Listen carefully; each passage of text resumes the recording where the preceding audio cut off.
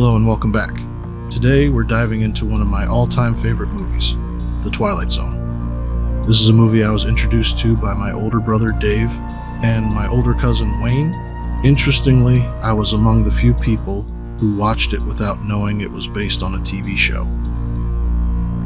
Even so, I found it to be a fantastic movie that stands on its own. So, sit back, relax, and let me take you through the movie while sharing what makes it so special to me. The movie opens with Creedence Clearwater Revival's Midnight Special. Now, I can't play the song here due to copyright reasons, but I can tell you this. I can't hear that song without instantly thinking of this movie.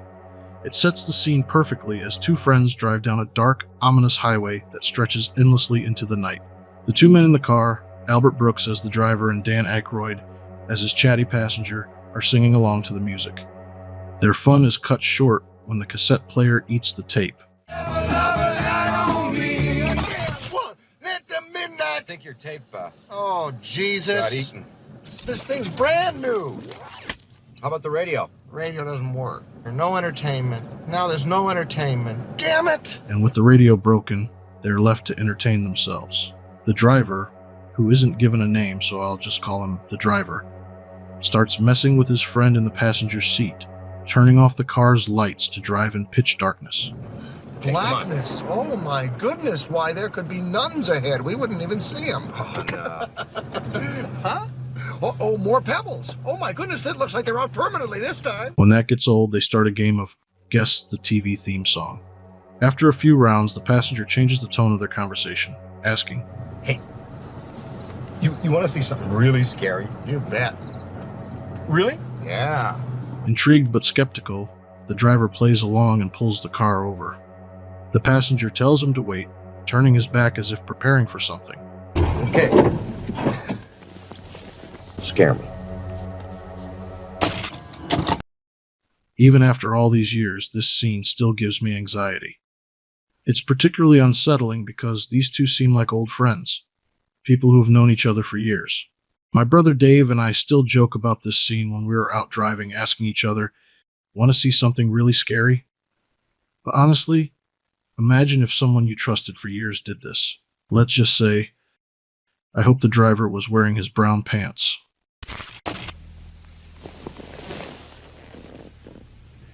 What are you doing?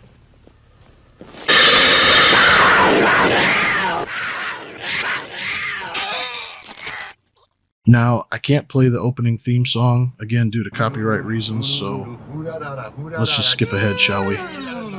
The first segment, titled Timeout, begins with Bill Connor, a bitter middle-aged man drinking at a bar with two friends. Hey!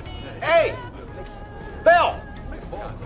Vic Morrow plays Bill with raw intensity, perfectly capturing his frustration and hatred. The conversation takes a dark turn as Bill starts ranting. His hateful tirade alienates everyone, including his friends. One of his friends checks Bill for being needlessly racist, and in response, Bill storms out of the bar. You getting embarrassed? You want to leave? You want me to hold it down? What? Hey! Hold it down, huh? No, you hold it down. How about please hold it down? How about please hold this? Bill, wait a minute. As Bill steps outside, the world around him transforms. Suddenly, he's in Nazi-occupied France during World War II. German soldiers spot him and begin asking him questions, of course in German. Bill cannot understand them, so the German soldiers mistakenly believe him to be Jewish. This leads to a confrontation, and as Bill flees, he's shot in the arm by one of the Nazis.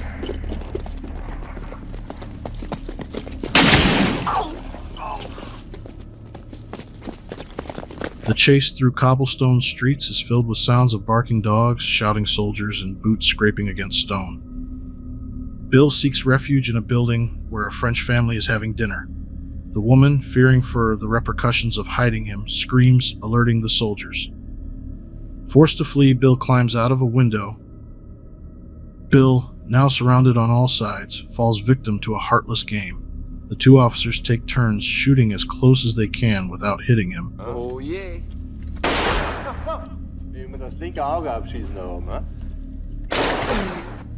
No longer able to keep his balance, Bill falls from the ledge but does not land on cold, wet cobblestone. Bill is abruptly transported to the American South during the Jim Crow era. now perceived as a black man. He's immediately accosted by a group of, well, I can't use the proper word because the rules say YouTube will snatch my video up faster than a Karen asking for the manager. Yet somehow I'm allowed to use the word Nazi so long as it's in a sentence that also contains World War II? Maybe we can call them bedsheet enthusiasts? Or people pretending to be ghosts? I'm sure you get the point. Rules are dumb, and I'm likely still going to be demonetized for being a wise ass anyway. Wait, am I allowed to say ass? Yep, that is definitely way too many rules to read. I guess we'll see. Their relentless violence forces him to flee, diving into a nearby pond to escape their gunfire.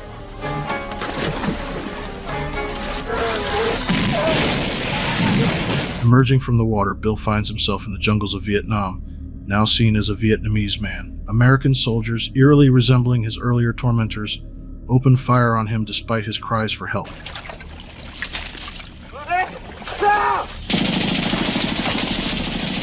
And a grenade explosion sends him back to World War II France.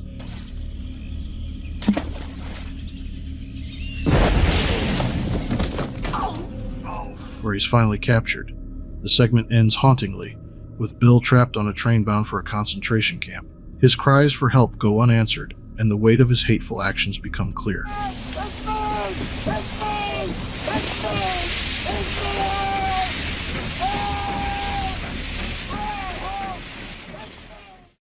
This story, though original to the movie, reflects themes seen in classic episodes like Equality of Mercy and Death's Head Revisited. Both dealt with prejudice, war, and the consequences of bigotry, which are central to Bill's journey.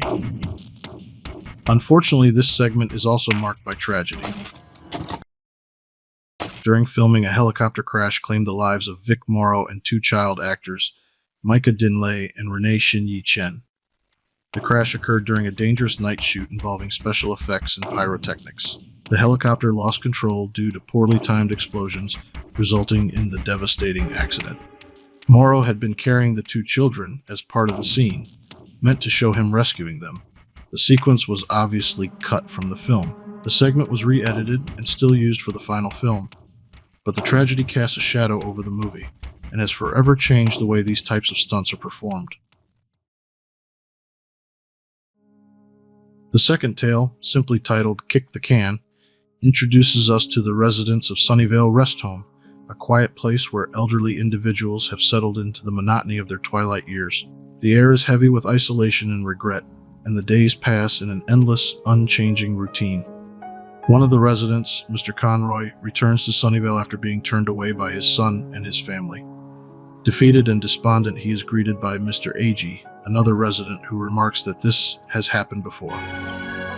Every second Saturday, he carries those cases down to his kid's car. And every second Saturday, he carries them back upstairs again and unpacks. It's here that we meet Mr. Bloom, played by Scatman Crothers, a new arrival whose infectious energy and lively demeanor immediately set him apart from the others. Mr. Bloom quickly befriends the residents, listening to their stories and encouraging them to see life differently. He insists that being old is as much about mindset as it is about the body. One evening, he suggests they play a childhood game, Kick the Can. At first, the idea is met with reluctance.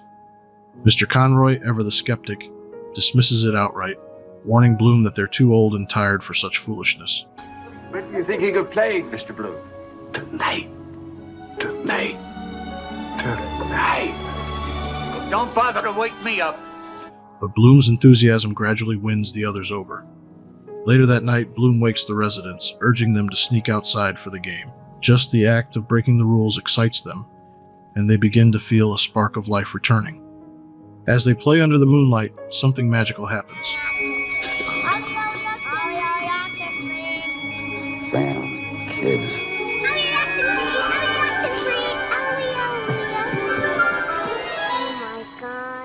The residents are transformed into their younger selves, filled with vitality and joy. They laugh, run, and embrace the freedom they had long forgotten. Not everyone partakes in the magic, though. Mr. Conroy refuses to join, grumbling in his sleep about the noise. As the group of now young children gathers around Bloom, he explains that they can remain young and start fresh lives if they wish. But after some thought, most decide to return to their elderly forms, valuing the wisdom and experiences they have gained. I was too young to see Halley's Comet. I was going to see it when I was 80 years old. Would you like to see it at 8 or 80?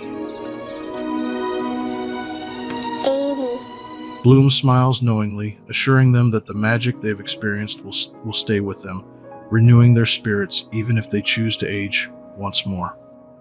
The group heads back inside, their hearts lighter, but one resident, Mr. Agee, decides to remain a child. When Conroy sees him, he's forced to confront the reality of what's happened. He admits he'd like to be young again, but Agee tells him it's too late and bids him farewell, floating away into the night. You can't come with me, Leo. You'll have to stay with yourself. I'm sorry. Well, let's away! I'm ready now. The next morning, the residents awaken with a newfound sense of purpose.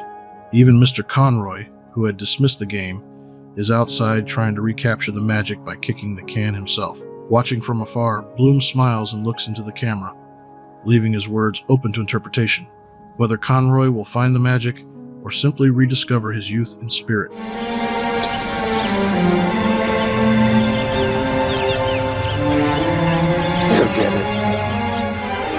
As the segment ends, we see Bloom walking away with a bag in hand, rhythmically tapping a fence with a stick as he sings a tune. Turning a corner, he arrives at another rest home, ready to share his magic with a new group of friends. Mr. Bloom? In person. Steven Spielberg directed this segment, aiming to capture the sense of hope and renewal present in the original episode. Though more sentimental than the TV version, Spielberg's adaptation remains a touching tale. He cast Scatman Crothers, beloved for his work in The Shining, to play Mr. Bloom, whose warmth and charm bring emotional depth to the story. Ultimately, Bloom's nature, whether he's an angel, a supernatural guide, or a metaphor for the power of youth, is left open to interpretation. This segment acts as a palate cleanser, offering a heartfelt reminder that not all supernatural tales need to be frightening. Sometimes they can simply celebrate life. The third story, titled It's a Good Life, follows Helen Foley, a young schoolteacher who meets Anthony, a peculiar boy playing an arcade game at a local diner. As Anthony plays, the TV keeps cutting out, frustrating a man who's betting $20 on a boxing match. The man angrily pushes Anthony off the game and unplugs it. Later, as Helen leaves the diner, she accidentally hits Anthony on his bicycle with her car. Although unhurt, Anthony's bike is damaged. Feeling guilty, Helen offers to drive him home. When they arrive at Anthony's house, he casually mentions that it's his birthday. Helen notices an eerie atmosphere in the home, which is filled with a strange group of overly cheerful people who seem unnervingly accommodating toward Anthony. Anthony takes Helen on a tour of the house. As soon as the two are out of sight, Anthony's family begins feverishly rummaging through her handbag, another clue to us the viewers that not everything is as it seems. At one point, Helen notices that everything around her has turned black and white, with herself as the only thing in color. She stumbles upon a room filled with beds, reminiscent of a cartoon, where a young woman in a wheelchair watches TV. Anthony introduces her as his other sister, who had an accident. The unsettling truth is revealed when the camera pans up, showing his sister's mouth is gone, almost as if erased from her face. We're shown a brief glimpse of how Anthony's family acts when they are left alone. They allow the perfect family facade to fall. As each of them enjoys the items from Helen's bag, Anthony announces that he's coming. Ethel is so afraid of being caught that she eats the cigarette that she was smoking. As she joins them, Anthony glares at his sister Ethel, played by Nancy Cartwright, who arguably most known as the voice of Bart Simpson. Maybe he'll get mad at you, like he did to his real sister, and cripple you and take away your mouth so you won't be able to yell at him anymore. Ay, caramba! The family sits down for a surreal meal of mismatched foods like ice cream, candy apples, burgers, and unappetizing peanut butter. You did take advantage of that. You won't forget it. Peanut butter. It's good that way. Helen comments that Anthony, being a growing boy, should eat healthier. Anthony agrees, saying it's not good to eat this way all the time. The mood shifts when a cartoon on the TV mentions a birthday, reminding Helen that it's Anthony's special day. She laughs, assuming this chaotic meal is a birthday dinner, but Ethel grows frustrated, snapping about Anthony always having another birthday. Of course, it's a birthday supper. Another birthday? With presents and wishes? A sharp glare from Anthony silences her. Feeling uneasy, Helen tries to leave, but the family insists she stay. Anthony announces that his Uncle Walt is about to perform a magic trick. A mysterious black hat appears atop the television, and Walt reluctantly pulls out a fluffy white rabbit.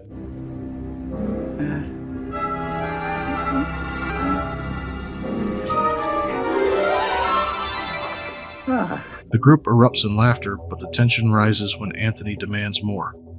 Suddenly, a grotesque, nightmarish version of Bugs Bunny emerges from the hat. Its rage-filled eyes lock onto Walt before collapsing back into the hat when Anthony wishes it away. Go away! Terrified, Helen attempts to leave again but spills her purse in the chaos. Among her belongings, Anthony finds a note reading, "Anthony is a monster." Accusations fly and Ethel becomes the scapegoat. Panicking, Ethel reveals that none of them are Anthony's real family. Like Helen, they once tried to help him and were trapped there as a result. Enraged, Anthony declares it's time for Ethel to go. Maybe he'll do to you what he did to his real mother and father. Time for you to go now, Ethel! With a wave of his powers, Anthony sends Ethel into a cartoon world. On the TV, Helen watches in horror as Ethel is chased by a cartoon dragon and ultimately swallowed whole. Anthony smirks and parodies Porky Pig.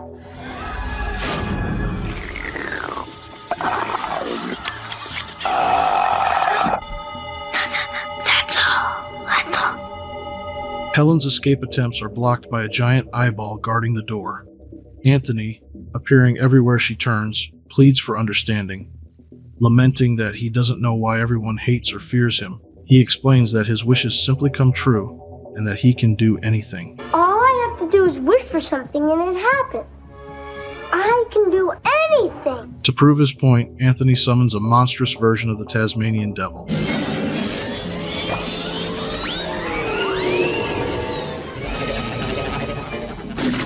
Helen, using her skills as a teacher, firmly orders Anthony to wish it away. He complies, and the creature vanishes.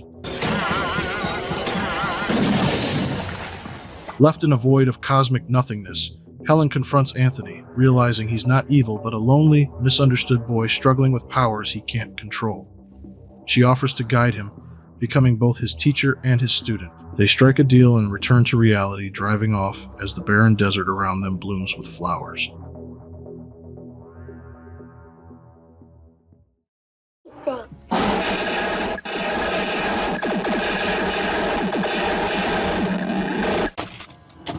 Joe Dante, known for Gremlins in 1984, brought his signature dark, satirical touch to It's a Good Life. Casting Jeremy Lick as Anthony Fremont was crucial. Dante needed an actor who could balance innocence with menace, and Licht delivered, making the character both unsettling and sympathetic. The segment relies heavily on practical effects, particularly in depicting Anthony's twisted creations. One standout effect involves a hallway of endless doors, glimpsed briefly when Helen and Anthony descend the stairs. These dreamlike visuals capture the eerie collision of childish nostalgia and real-world horror. Based on a Twilight Zone episode of the same name which aired on November 3rd, 1961 in Season 3, Episode 8. If you're interested in a deeper dive, check out the YouTube channel Dad from the Crypt. They have an excellent interview with director Joe Dante and Jeremy Lick discussing this segment in detail. The link is in the description below. For TV viewers, just search Dad from the Crypt Twilight Zone, and it should pop up. The final segment, titled Nightmare at 20,000 Feet, is one of the most iconic and memorable parts of the film. The story begins with John Valentine, a neurotic man with a deep fear of flying. As the plane experiences rough turbulence, John's anxiety quickly spirals out of control, exaggerated by the raging storm outside. He's escorted back to his seat by two flight attendants, sweating and gripping the armrest tightly.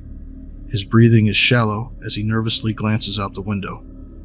In a flash of lightning, he sees something on the wing. At first, he fears it's a maintenance worker who somehow got stuck before takeoff. but as he thinks it through, he rationalizes that with the freezing temperatures and thin air, it's impossible for anyone to survive out there.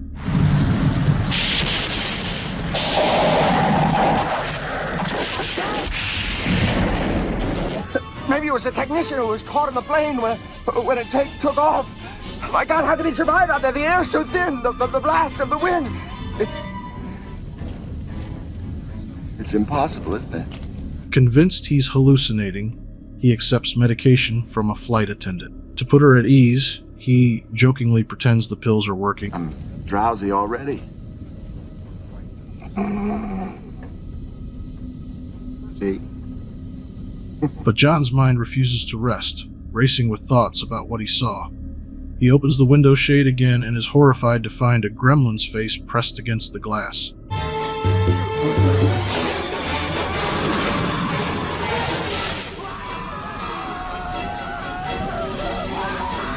The sight sends him into a full-blown panic attack. The other passengers, believing he's having a psychotic break, restrain him. After calming him down, the pilot comes over to speak with him. John surprises the pilot by revealing that engine number 1 has been damaged by the creature. The pilot, taken aback, admits the engine was struck by lightning. John insists it's the gremlin, but the pilot dismisses him, reassuring John that they are just 20 minutes from landing. Desperate, John urges the pilot to look out the window, but when the pilot sees nothing, he warns John to stop causing panic. John reluctantly promises to behave. As the pilot walks away, another patch of turbulence shakes the plane, unsettling everyone. John peeks out the window again, only to see the grotesque creature tearing into another engine.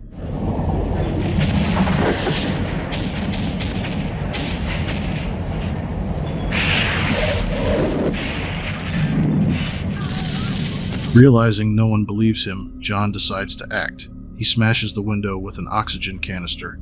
An air marshal tackles him, but John slips free, grabs the marshal's gun, and shoots out the window. The sudden decompression nearly sucks him out of the plane. As he fires and misses every shot, the gremlin notices him. They lock eyes, and the creature notices the approaching runway.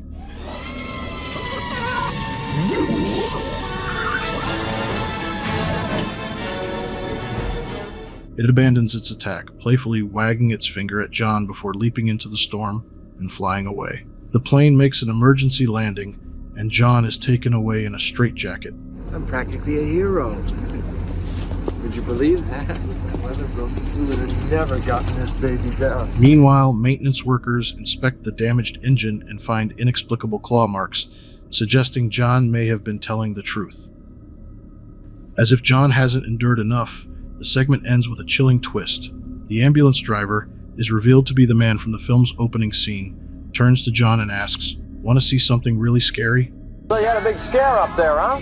Oh, yeah. Want to see something really scary? The ambulance drives off into the distance as the screen fades to black, leaving viewers with an uneasy sense of dread.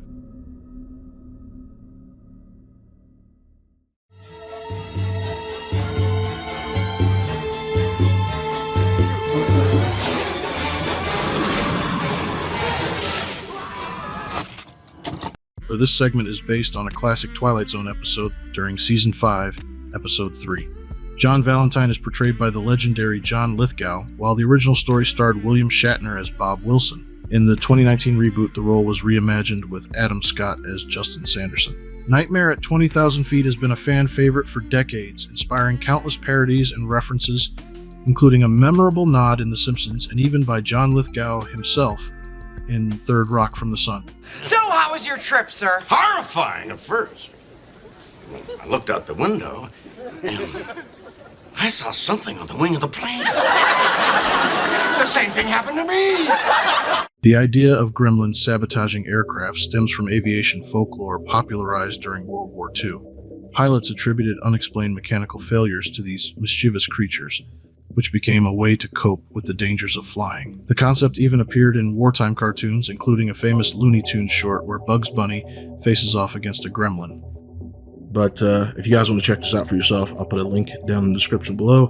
But anyway, take care, have a good weekend, have a good week, stay safe, and we'll see you in the next one. Bye.